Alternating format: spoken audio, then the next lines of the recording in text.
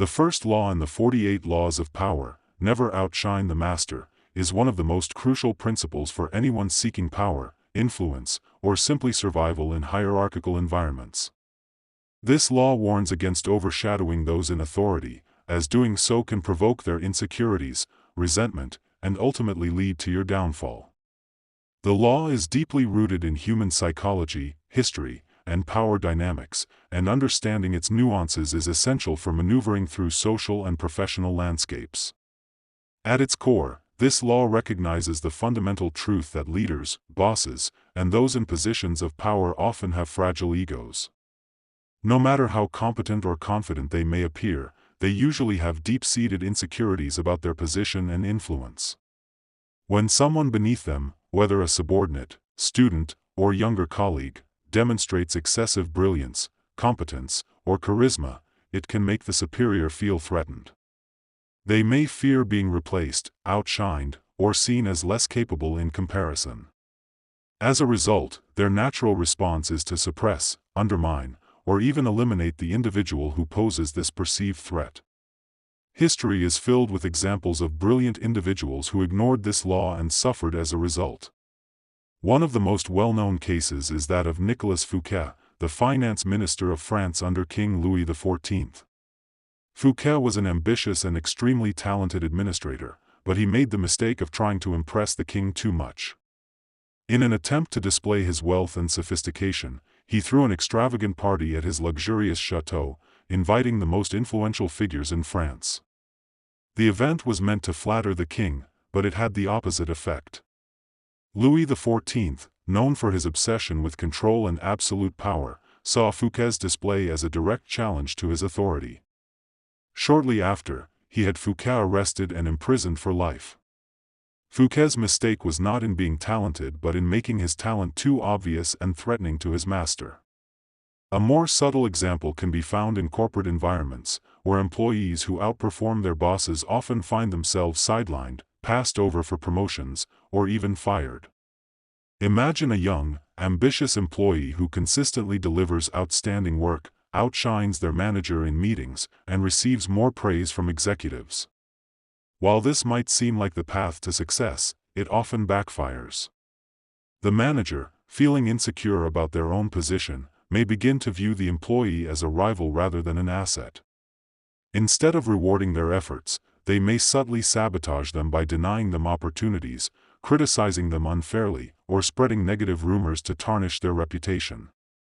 The lesson here is that being too good at what you do, especially in a way that makes your superior look incompetent or unnecessary, can be dangerous.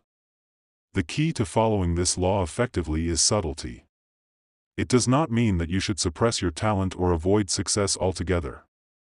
Instead, it advises that you channel your abilities in a way that does not make your superior feel threatened. One effective strategy is to make your successes appear as if they are a direct result of your superior's guidance, leadership, or mentorship. By framing your achievements as reflections of their wisdom, you can flatter their ego rather than challenge it. For example, if you complete a project successfully, publicly attribute your success to their guidance and support. This makes them feel secure and even proud of your accomplishments, rather than envious or defensive. Another approach is to occasionally downplay your brilliance in their presence. While it may be tempting to showcase your intelligence and skills at every opportunity, sometimes appearing just competent enough, without being exceptional, can prevent unnecessary resentment. This strategy is particularly useful when dealing with highly insecure superiors who feel threatened by any sign of excellence in their subordinates. Additionally, if you find yourself in a position where your skills are naturally superior to your superiors, consider redirecting attention away from yourself. Allow them to take credit for some of your work, or let them have the spotlight when necessary.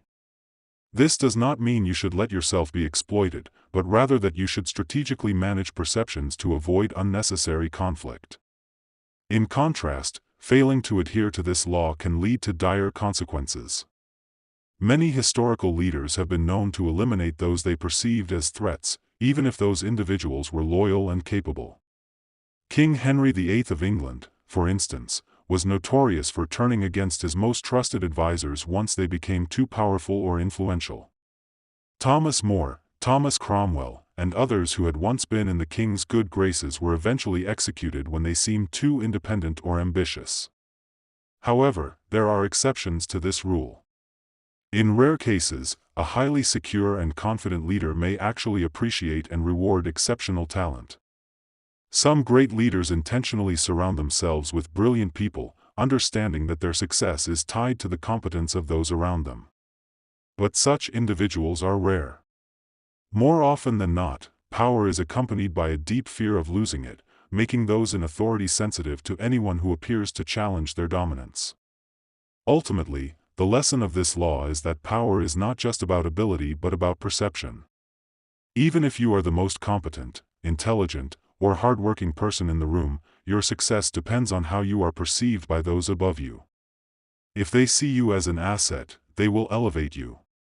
If they see you as a threat, they will destroy you. The art of power, therefore, is not just about excelling but about knowing when and how to let others feel like they are in control, even if, in reality, you are the one holding the reins.